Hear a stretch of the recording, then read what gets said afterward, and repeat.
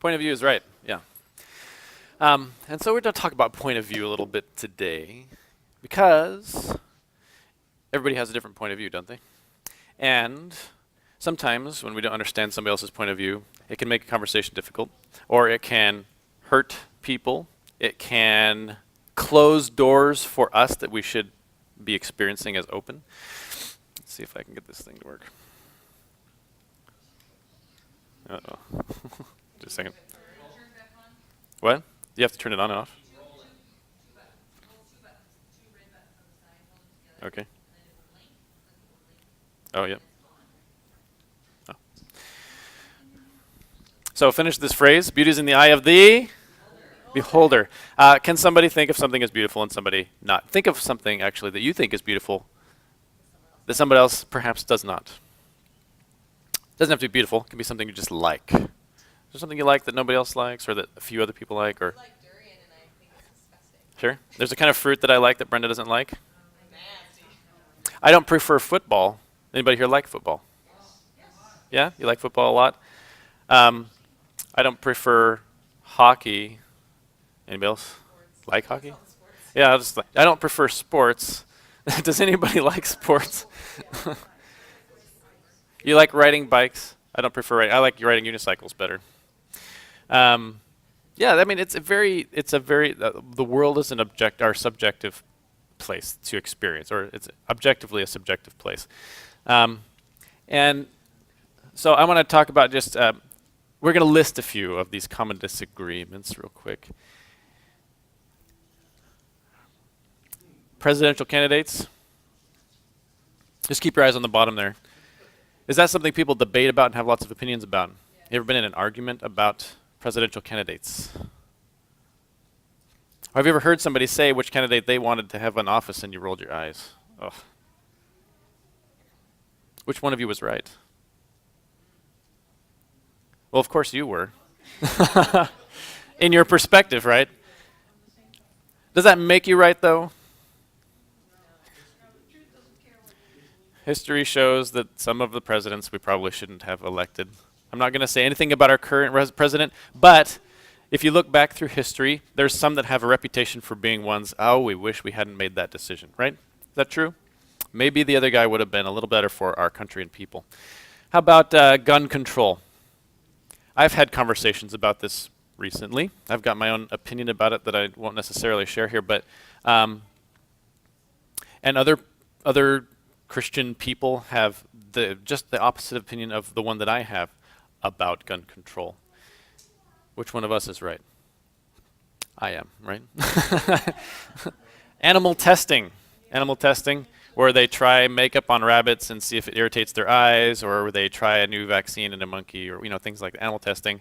Sometimes the animals are tortured or they die, but that's okay, right? Just because it's good, better people are more valuable. So animal testing, that's another thing people have different opinions about. How about assisted suicide? There's another controversial one, where somebody is terminally ill, they're in a huge amount of pain, they want to die, or they're brain dead, and think of it as euthanizing this person. Controversial because some people know what's right and other people know what's right, and those two different rights are in disagreement. And our past and how we got to the point where we are right now, mentally and cognitively, has a powerful effect on what we currently believe. We have a relative, it's Brenda's brother, who changed from being a Democrat to being a Republican at some point in his walk. And last time we were at their house, I asked him how he made that transition, and he just talked about listening to a radio show consistently and how eventually his thoughts migrated, and pretty soon he saw things from the other perspective. And then he accepted this new perspective, and looking back on it, he said, how could I ever have believed that? Was he wrong in the past for believing that way? Was he wrong now for believing the way that he currently does? No. It's not wrong to have a belief. Can we say amen? It's not wrong to have your own point of view. Is it wrong to sin?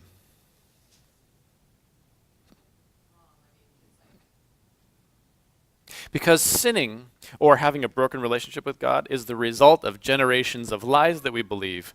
So is it your fault that you sin? Well, there's a choice you make, but the choice is Okay. There's a choice that we make. There is a choice. It's not like we're just at the whim of other people. Yes. But we are influenced by how we were raised and, what, like you said, what was been taught to us and our physical body that's, corrupted. But through the ages, there are folks who have acknowledged the fact that there are things that we do that hurt other people. We didn't know that that's what was happening. And so we don't have guilt about those things because we didn't know that that was happening. So there's an Old Testament patriarch who made a sacrifice for his family, the sins they had committed, and for the sins that they didn't know they had committed. Right? And he was aware that there are things that you believe or that you do, and you just don't know that they're having a negative impact on somebody else. Illegal immigration, we have different opinions about that. How about the national anthem in football? Yeah. Some people are real upset that the football players are sitting down or are holding hands or whatever. What? Yes, yes. And people have strong opinions about it, and this person's right or this person's right. And but it's a different point of view. We are entitled to our own point of view, and that's one of our fundamental rights that God gave us, is that we're allowed to believe a lie.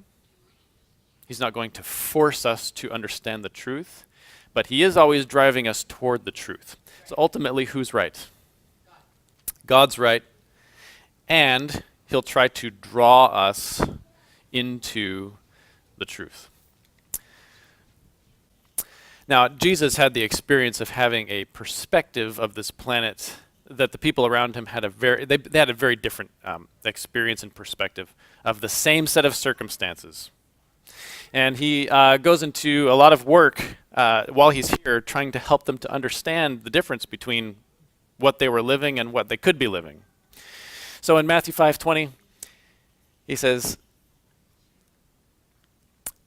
"Unless your righteousness exceeds the righteousness of the scribes and Pharisees, you cannot enter the kingdom of heaven." He begins talking about what kind of lifestyle we have. Imagine somebody fully expressing all of the fruits of the Spirit, totally loving and kind and gentle and etc. That's Jesus' picture of what righteousness is, versus what a Pharisee's picture of righteousness was, which was never breaking the Sabbath, which meant not healing on the Sabbath, which meant not spreading anything or walking further than a certain distance or etc. on the Sabbath. It meant being so meticulous about your tithing that you're also bringing home your jar of thyme or dill or whatever and dividing out 10% of it exactly and then bringing that and tithing that as well. If you buy a box of donuts, you're giving 1.12 whatever donuts also to tithe because, and that was righteousness to the Pharisees. Jesus had a different picture. Another example about the kingdom of heaven. As you go, preach, saying the kingdom of heaven is at hand. And then he came to Peter, or Peter came to him and said, "Lord, how often shall I sin? How often can my brother sin?" I'm going to translate into modern English, sorry, but used King James. "How often can my brother sin against me and I forgive him? Maybe 7 times?" Jesus said to him, "Not till 7 times, but until 70 times 7, right? So Jesus is talking about this very different way of living, and he's living that way while he's walking around here, and the people who are surrounding him have a totally worldly, let's call it worldly perspective. In John 2:16, by the way, John, the book of John, I would say it's potentially the purpose of John to show that there are 2 rails for your mind to be on. And it frequently will say man's version and then follow it with God's version of the same thing. To those who sold doves, he said, "Get these out of here. Stop turning my Father's house into a market." In their perspective, this was the best thing to do. In his perspective, this was the best thing to do. And you can see this tremendous, I'm going to call it a collision. In fact, Jesus is known by the Greek term iconoclast. What's an icon? A representation, yeah. Icon is also in some of the connotative root words for tradition. So there's the way we do things. There is an expectation. There's a picture of how reality is. That's the the icon of reality. Like this is it's your picture, right? Your perspective. And if you are experiencing something that is clastic, like I'm trying to think of an English word that uses the word classed in it, besides the word iconoclast.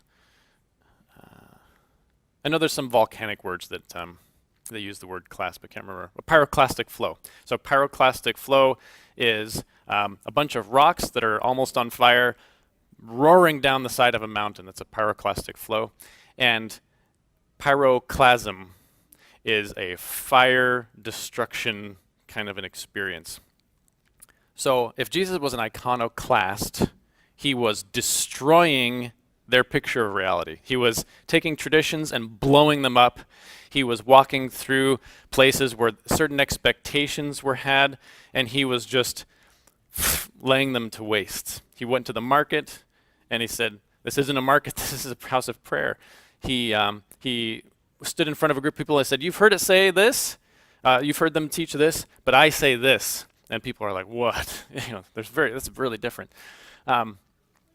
He talked to Nicodemus. He said, "You're Israel's teacher, and you do not understand these things." He was even mourning the fact that there was such a different perspective. Or how about the woman at the well? She said, "Sir, I can see that you're a prophet." Now here's Israel's perspective. "Our ancestors worshipped on this mountain, but you Jews claim that the place where we must worship is in Jerusalem." There's these two mountains, Moriah and the mountain in Jerusalem. And she said, "Which of those mountains is the one that we want to be worshiping on?" Jesus said, "A time is coming when you will worship the Father, neither on this mountain nor in Jerusalem." It's not about mountains. Is it about the lines of our country? I don't want to come across rude in an anti-nationalistic way, like anti-patriotic. However, if Jesus was here, he would say the border of the United States and Canada, or the border between the United States and Mexico, it's just more dirt, right? If I was a bird, could I fly between the border of Mexico and the United States without a passport? Yeah? I could fly to any of the countries in Europe. I could go between North and South Korea if I was a bird.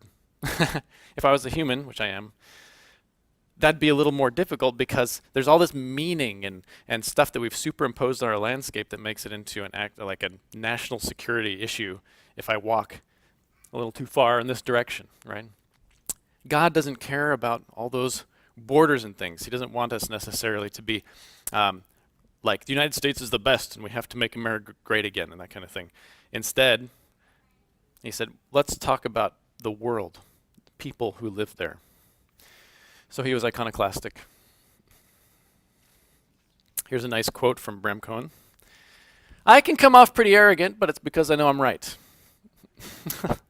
Okay. You ever felt that way? I know I'm right, but there's a lot of truth in this. This is the classic example of what it's like to have a different perspective from somebody. You can think that you are better than somebody. You can know that your perspective is the right one. And I'm just driving this point home because it's hard for us to learn it.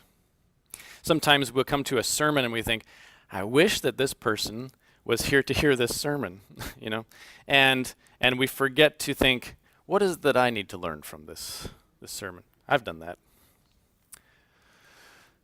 Two men went up to the temple to pray. One a Pharisee, another tax collector. I'm going to paraphrase. The Pharisee praised God that he wasn't as dim-witted and sinful as that tax collector. And then Jesus said it was the Pharisee who needed to have a change of his heart. I have a book, we're loaning it to a friend. It's called Lord Change Me. Actually, it's called Lord Change Me. And in the book, the author goes through this really trying time in her marriage and her family where she's praying for her husband to have a revelation, a breakthrough. She's praying for her kids to try harder and to learn and to come about. She's begging God on a regular basis, and this is a spiritual act for her, that her family will change. And then one day, she learns in a class about the Holy Spirit to listen, and she goes back into her prayer closet or whatever, and she's, is there anything you want me to know before I pray for my family to change again? And he says something like, why don't you ask for yourself to change instead?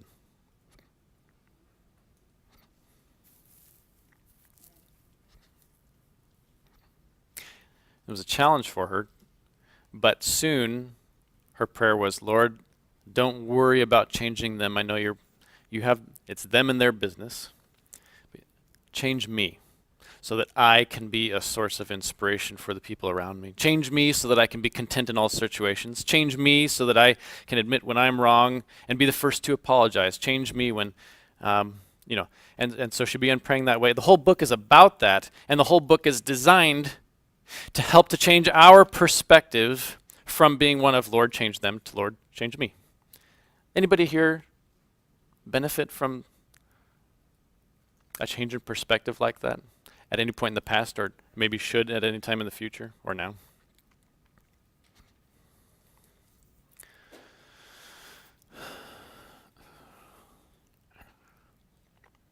When we fight with somebody, who benefits? You or them? Neither. Who's the enemy when you're fighting? If you're having a disagreement, say it's a political disagreement or something like that. Which one of is there an enemy and a victor? Is there like a right way to look at that? Is there ever both sides are at war with each other when it comes to humans? I'm going to say no, and the reason is because in Ephesians 6:12, the author was addressing some conflict in the church. He said, "For our struggle is not against flesh and" what? Anybody here flesh and blood? Just raise your hand. I mean, raise your fleshy and bloody hand. But against the rulers, authorities, powers of this dark world, and against the spiritual forces of evil in the heavenly realms. What is this saying? Yeah. Well, Lucifer initiated this whole science thing. Yeah. And once that was initiated, there seems to be a principle of living that is science. Mm. He initiated. Mm-hmm. And I see this trying to say the only place that there's science is in the spiritual world. Right. Mm. There's no science here. Mm-hmm. Because everyone hears them. It's Christ says, I died so that you are mine. Yeah. The intent is, the predestination is that you are on my side. Mm-hmm.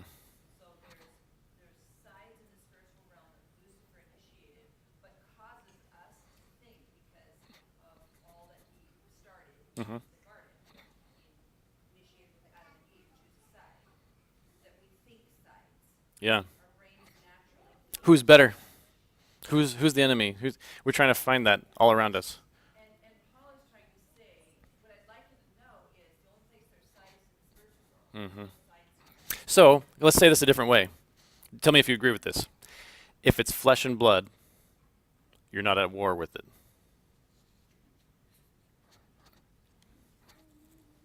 If it's flesh and blood, if it's your sister, if it's your father, a friend,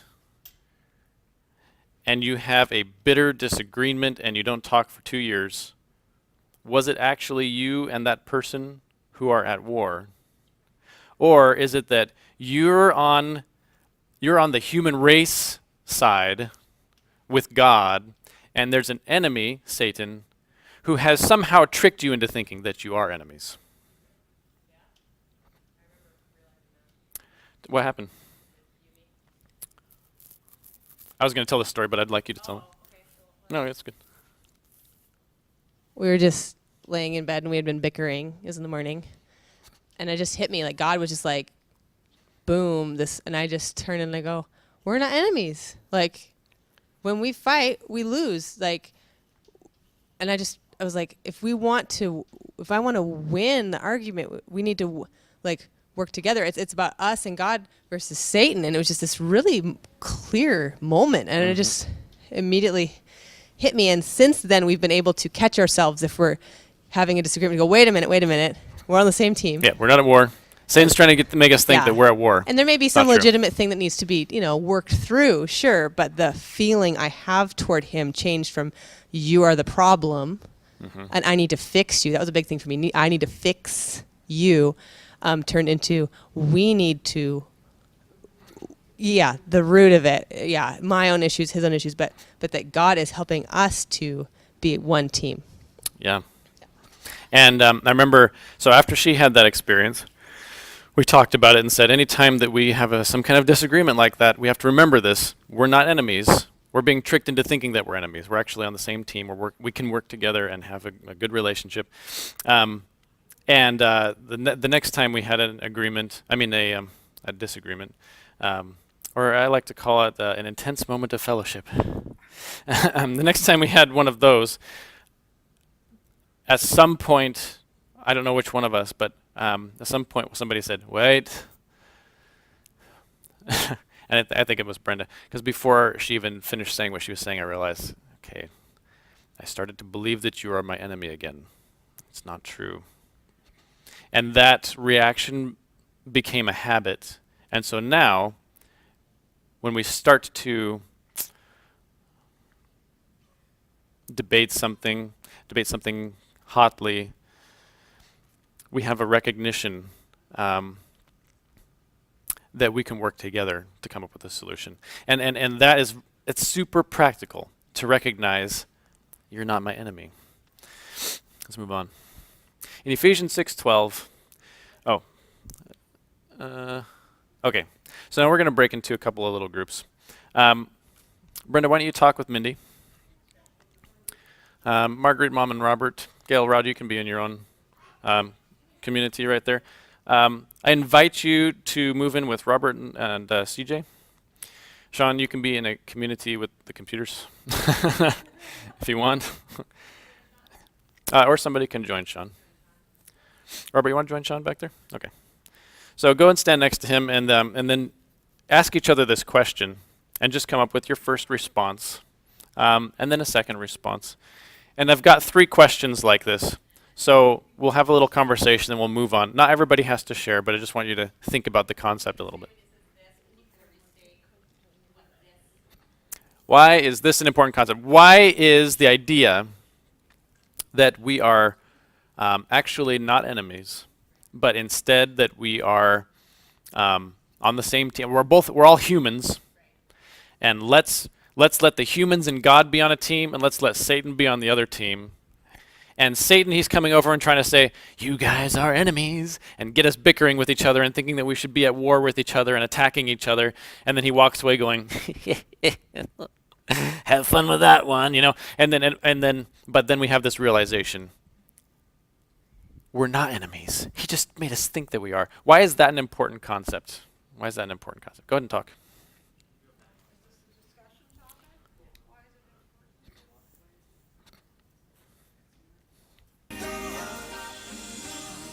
Okay, I want to do a thing where we repeat something. So I'm going to say, we'll just practice. Everybody say, Jesus loves me. Okay, you ready for this? I'm going to say this, and you repeat it back to me. And you can trust me. I'm not going to make you say anything, weird or whatever. Okay, sometimes I'm right. Come on, everybody. Sometimes I'm right. And sometimes I'm wrong. And one of the times I'm wrong is when I insist that I'm right. Oh, yeah. All right. Next question is, who needs to learn this more, you or them? This is inspired from the exercise that we just did.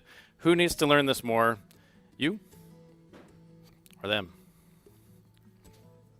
Answer, I would say, when you're around somebody who refuses to admit that they could be wrong, and you have this perspective that sometimes we're right and sometimes we're wrong, and we should be working together, and this other person has not heard this message and isn't present with you or in agreement with you that we're not enemies, that can be one of the hardest times to live this truth, because it not only does it pull you into your old habits of thinking, but then you're in agreement with the person that you're in a disagreement with, that now we're enemies. We agree we're enemies, At least you can agree on something. And so just getting kind of sucked into that, it can be challenging to say, you know what, I'm going to act as we are not enemies still, even though you believe we are. That's a challenging one. It's kind of interesting for me to tell this story. I've told it a lot of times, but my mom is here today. My dad spent some time wearing women's clothing, right? And it was hard for me as a teenager to look up to him because he did that. And I went to a class, and it talked about addressing people who you disagree with or that you've had long-term conflict with. And one day during the class, they give you time to go and make a phone call to that person you haven't talked to in 10 years or whatever. And I decided I don't have somebody like that. I'm going to call my dad because I don't understand him. I don't understand why he does this. I don't look up to him because of that. And I asked him on the phone why. I told him that when I had come home with my buddy, my teenage guy friend buddy, Alex, and see him sitting on the couch with like his nails painted and watching football, that it was hard for me to come in the door with Alex and to say, well, there's my dad, kind of, And so I asked him, and he said, and I don't know if this is the whole story, but this is what he told me on the phone. He said, when I was a kid, my mom was abused by my dad, and she'd been abused, and her mom had been abused by grandpa, and men abused women in our family. And she was disappointed that another man, another abuser, because her perspective of men were, that's where abuse come from, and women are the receivers of those abuse. She said to me, I wish she hadn't been born a boy. And that clicked in my head. I said, so that's why you've always wished, kind of, to not be like a macho man, like I always kind of wanted you to be. And so for the first time, I had some understanding in my heart that there was actually a reason for this. It wasn't just because he wanted to embarrass me. It wasn't that he necessarily, although sometimes it happens, that he had sexual inclinations toward the opposite or the reverse sexual inclinations. I didn't know any of that. To me, it was just like he was cardboard cutout dad who had an embarrassing behavior. When I found out that there was a reason behind it, a long story, a psychology, all that led into that, then I suddenly, my heart was awakened to a new kind of love for him, and a patience with him toward his compulsion. And we need to remember that that's a possibility with anybody that we disagree with. There is a reason that they have for acting the way that they are that might be annoying to you or that you disagree with. And sometimes it is, it's really tense and everything, and it's really hard to see why they're that way, and their relationships are, ending. They're calling it off, saying, we need to take a break for a few years at least, not talking to each other or whatever, moving away, and all of that behavior is born from legitimate stories. Lies that people believe sometimes tell them that the only way to be safe is to not talk to that person. Sometimes the person's so dangerous that it's better for them to be gone or whatever. But there's reasons for all of these things, and something that we can depend on is that God saw those reasons. He knows those stories, and that's the birthplace of his patience with us and his non-condemnation of us, is that he's seen it all. He knows why. Let's pray. Jesus, thank you.